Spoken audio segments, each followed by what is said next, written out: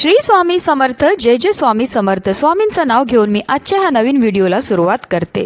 हिंदू धर्मात भगवान दत्तात्रेयांना विशेष महत्त्व आहे. ब्रह्मा, विष्णू आणि महेश यांचा अंश म्हणून दत्तात्रेयांची पूजा केली जाते. भगवान दत्तात्रेयांच्या अवतारापैकी एक म्हणजे अक्कलकोटचे स्वामी समर्थ महाराज. स्वामी समर्थ महाराजांना दत्त संप्रदायात खूप महत्त्व आहे. स्वामी समर्थांचा प्रकट दिन हा स्वामी भक्तांसाठी उत्सवाची पर्वणी असते. भिवू नकोस, मी तुझ्या पाठीशी आहे असे विश्वास देणारे भक्तवत्सल्य श्री स्वामी समर्थ यांचा प्रकट दिन चैत्र शुद्ध द्वितीया म्हणजेच 20 मार्च 2024 शुक्रवारी आहे. या दिवशी स्वामी समर्थांची विधिवत पूजा केली जाते. या दिवशी स्वामी समर्थ केंद्रात होम, हवन, मंत्र जपसह विविध धार्मिक कार्यक्रम संपन्न होतात. या दिवशी अक्कलकोट येथे भव्य कार्यक्रमाचे आयोजन करण्यात येते. लाखोच्या संख्येने भाविक या ठिकाणी स्वामी समर्थांच्या दर्शनाला येतात.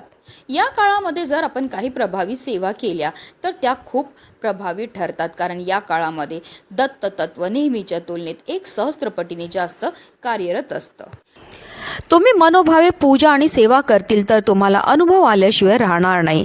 पण आता प्रत्येकाला सेवा करणं शक्य नसतं, कारण घरात लहान बाळ असतं किंवा नोकरी व्यवसायानिमित्त बाहेर जात असाल किंवा इतरही काही कारणास्तव आपल्याला सेवा करणं शक्य होत नाही. तसेच प्रत्येकालाच गुरुचरित्र पारायण करावेसे वाटते, पण जर तुम्हाला ते संपूर्ण पठण करणं शक्य होत नसेल तर आपल्याला स्वामींच्या प्रकट दिनापर्यंत अशी एक सेवा करायची आहे, ज्यामुळे आपल्याला गुरुचरित्र पारायणाचे फळ मिळेल व आपल्या घरामध्ये सुख, समृद्धी, शांती येईल आणि आपल्या सर्व मनोकामना सुद्धा पूर्ण करतील.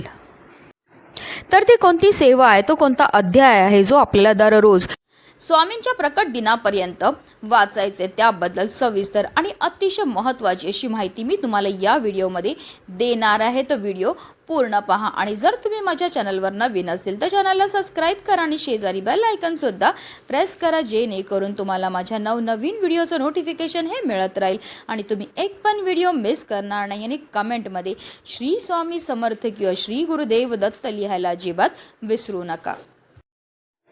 भक्ती केल्याने संकट येणारच नाही असं होत नाही, पण भक्ती करून संकटाचा वेग मात्र नक्कीच कमी करता येतो. जसं की जिथे हात जाणार होता तिथे मात्र बोटावरच निभावलं. पण ही करण्याकरता सुद्धा आपल्याला स्वामी भक्तीमध्ये असावं लागतं. स्वामीवर आपली श्रद्धा व विश्वास अटूट असायला पाहिजे. आता तुम्ही कोणतीही सेवा करा, मग ती स्वामी चरित्र सारामृत पठण करा किंवा तारक मंत्राची सेवा करा किंवा अगदी गुरुचरित्राचे पारायण करा, पण आपला विश्वास हा अटूट असायला पाहिजे. आपली एखादी इच्छा पूर्ण झाली नाही तर आपण स्वामी महाराजांसमोर रडतो, त्यांच्यासोबत भांडतो देखील, पण खरं तर ते आपलं चांगलंच बघतात. एखादी गोष्ट आपल्यासाठी चांगली असेल तर ते आपल्याला नक्कीच देतील, पण एखादी गोष्ट आपल्यासाठी आता चांगली आहे पण पुढे जाऊन ती जर वाईट असेल तर ती आपल्याला स्वामी महाराज कधीही देत नाही. आता आपल्याला गुरुचरित्रातील एक अध्याय पठण करायचा आहे, तो म्हणजे गुरुचरित्रातील 9वा अध्याय. गुरुचरित्राचे पारायण केल्याने आपली गंभीर संकटातून बाहेर पडण्याचा मार्ग सापडतो अशी मान्यता आहे. या ग्रंथाचे वाचनाने कुठल्याही प्रकारचे आजार आदी व्याधी नष्ट होतात. याने मनुष्य दुःखमुक्त होतो.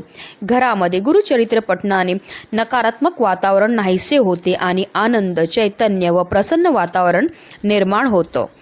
पितृदोष, वास्तुदोष यावरती उपाय म्हणजे गुरुचरित्र पारायण केल्याने प्रभावी अनुभव येतात.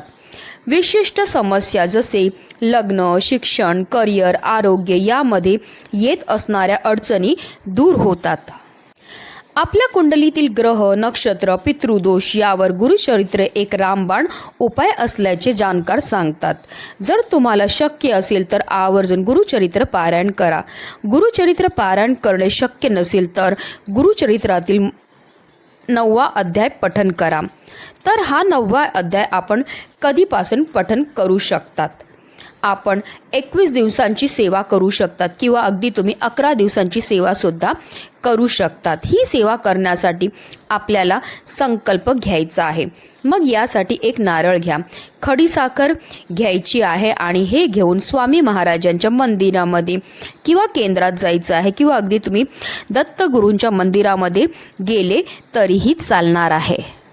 त्यानंतर आपली इच्छा मनोकामना स्वामी महाराज दत्तगुरूंना सांगायची आहे. तसेच मी कोणती सेवा करणार आहे, मग मी गुरुचरित्र पारायण करणार आहे किंवा गुरुचरित्रातील हा अध्याय पठन करणार आहे किंवा स्वामीचरित्र सारामृत पठन करणार आहे, ते आपल्याला बोलायचे आणि नारळ आणि खडीसाखर तिथे ठेवायची आहे. घरी आल्यावर आपल्याला संकल्प घ्यायचा आहे. आपल्या उजव्या हातात पाणी घ्यायचे आणि तुमचे नाव आणि गोत्र सांगायचे आहे. तसेच तुम्ही कोणती सेवा करणार आहेत ते देखील सांगायचं आणि ते पाणी तामणामध्ये सोडायचं आणि हे पाणी जे तुळस सोडून इतर कोणत्याही झाडाला तुम्ही घालू शकता. आता आपण गुरुचरित्रातील 9वा अध्याय पठन करणार आहेत. तर सर्वप्रथम देवघरात दिवा आपल्याला प्रज्वलित करून घ्यायचा आहे, कारण कोणतीही सेवा किंवा कोणताही उपाय जो आहे तो आपल्याला अग्नीच्या साक्षीने करायचा आहे. आता आपल्याला आसन घेऊन बसायचं आणि रोज गुरुचरित्रातील 9वा अध्याय पठन करायचं आहे. आपण एक वेळ ठरवायची आहे. मग तुम्ही सकाळी ही सेवा करू शकतात किंवा अगदी तुम्ही संध्याकाळी ही सेवा केली तरीही चालणार आहे. फक्त दुपारी 12 वाजल्यापासून 12:30ची जी वेळ असते ही दत्तगुरूंची तसेच स्वामी महाराजांची भिक्षेची वेळ असते. त्या काळात आपल्याला ही सेवा करायची नाही.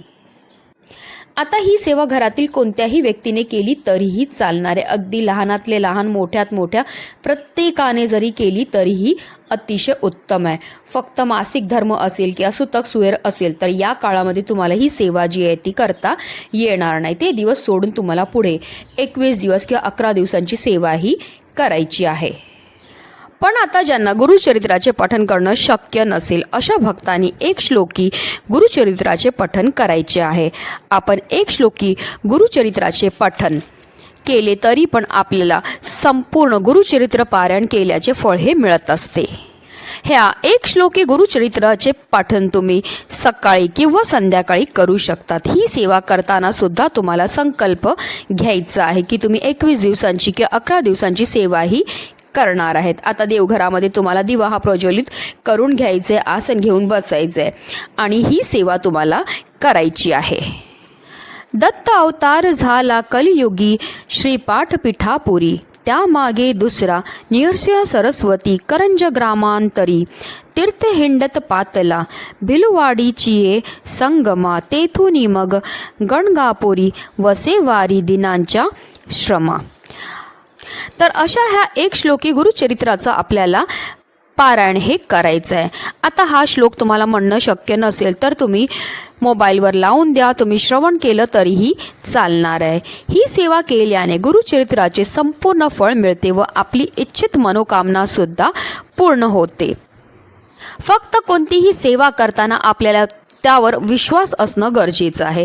तसेच तुम्ही एखाद्या व्यक्तीला स्वामीचरित्र किंवा गुरुचरित्र ग्रंथ खरेदी करून दिला तरीही चालणार आहे, कारण जर त्या व्यक्तीने तो ग्रंथ वाचला तर त्याचे पुण्यफळ हे आपल्याला प्राप्त होते. सर्वात मोठी स्वामी सेवा म्हणजे दुःखात असलेल्याला स्वामी मार्ग दाखवणे, कारण त्याने एकदा स्वामी महाराजांना मानले की त्याचं संपूर्ण आयुष्याची जबाबदारीही स्वामी महाराज घेतात. आता जर तुम्हाला एक श्लोकी गुरुचरित्राचे पठन करणे सुद्धा शक्य नसेल तर तुम्ही फक्त श्री स्वामी समर्थ श्री स्वामी समर्थ या मंत्राचा निरंतर जप केला तरीही तुम्हाला त्याचा खूपच चांगला अनुभव हा येणार आहे. फक्त हा एक मंत्राचा जप घरातील प्रत्येक व्यक्तीने केला, जसा जसा जप वाढतो तसे तसे आपल्याला आपली परिस्थिती सुधारण्यामध्ये मदतही मिळत असते आणि जप जेव्हा 6 लाख पेक्षा जास्त होतो तेव्हा आपल्याला त्याची प्रचितीही येते. या जपाने पैशाचे मार्ग मोकळे होतातच, तसेच संतती विषयीची चिंता हे मिटते व मुलांमध्ये सुधारणा दिसायला लागते. इतकेच नाही तर पुढील घडणारी घटनांचं सुद्धा आपल्याला आगाऊ सूचना मिळतात. सज्जनांचा सहवास घडतो, धर्म ग्रंथाचे वाचन घडते, चेहऱ्यावर एक दैवी तेज येते. म्हणून प्रत्येकाकडून हा जप झालाच पाहिजे ही नम्र विनंती. कारण स्वामींच्या नाम जपामध्ये सुद्धा खूपच शक्ती आहे. सर्व दरवाजे बंद झाले तरी स्वामींच्या हृदयाचा दरवाजा कायम उघडा असतो. अपेक्षा स्वामींपासून ठेवा, इतर लोकांपासून नको. अडचणीत असाल स्वामी तारतील, एकटे असतील सांभाळतील, मार्ग सापडत नसेल तर दाखवतील, अश्रू थांबत नसतील तर पुसतील. फक्त स्वामींना आतरतेने साथ घाला. अशक्य ही शक्य करतील स्वामी, अशक्य ही शक्य करतील स्वामी. श्री स्वामी समर्थ. जय जय स्वामी समर्थ. व्हिडिओ जास्तीत जास्त लोकांपर्यंत शेअर करा, जेणेकरून प्रत्येकाकडनं ही स्वामीची सेवा घडली पाहिजे, हीच मनामध्ये इच्छा. श्री स्वामी समर्थ. जय जय स्वामी समर्थ.